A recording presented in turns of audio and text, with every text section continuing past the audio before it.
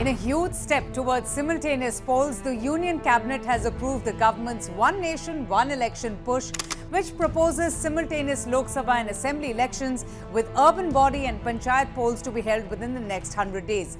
The committee, headed by former President Ramnath Kovind, has recommended amending the last 5 articles of the Constitution to enable the holding of these simultaneous polls in the country.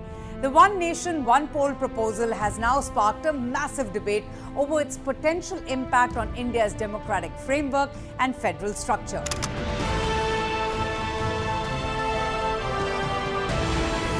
So what's One Nation, One Election? The concept revolves around conducting simultaneous elections for both the Lok Sabha and state assemblies throughout the country. Prime Minister Narendra Modi has been a long-time advocate of this idea. Presently, elections for state assemblies and the Lok Sabha take place independently, either upon the completion of a 5-year term for the existing government or in the case of dissolution due to various reasons.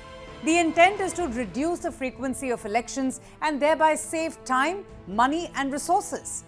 This concept is not really new. The Election Commission had first proposed it in the year 1983. Until 1967, India regularly conducted simultaneous elections, but this practice was disrupted in 1968 and 1969 when several legislative assemblies were dissolved prematurely. The Lok Sabha too was dissolved in 1970 before completing its full term.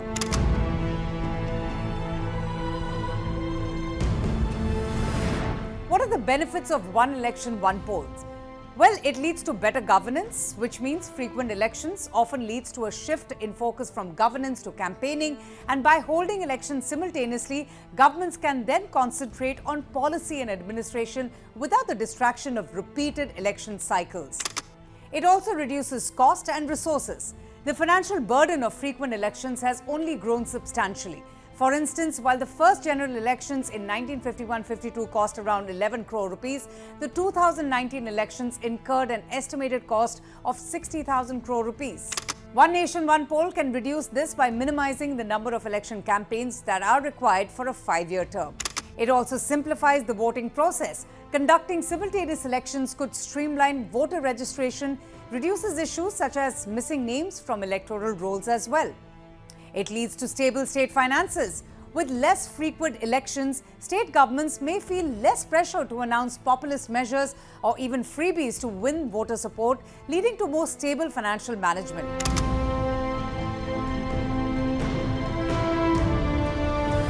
What are the challenges to One Nation, One Poll? Well, there are constitutional hurdles. The Indian Constitution currently mandates that both the Lok Sabha and state assemblies must serve 5-year terms unless dissolved earlier. If a government collapses mid-term, this could disrupt the synchronized election cycle and then create logistical challenges. There are also federalism concerns. One nation, one election might conflict with the federal nature of India's political system, reducing the autonomy of the state governments. Then there are logistical issues, because organizing one nation, one election would require significant resources, including a vast supply of EVMs or electronic voting machines and trained personnel to oversee the process. Democratic representation. Frequent elections allow voters to voice their opinions regularly, holding governments accountable for their actions. One nation, one election might dilute this very ability, reducing the regular feedback that elections provide. There is also the risk of single-party dominance. Studies have suggested that when elections are held simultaneously, there is a higher likelihood of the state party winning both the national and the state elections.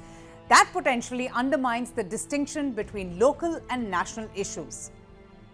So while there are several advantages to conducting fewer and shorter elections that makes the system more efficient and effective, critics claim the aim of bringing one nation, one election is yet another attack on the federal structure of the nation and its constitutional values.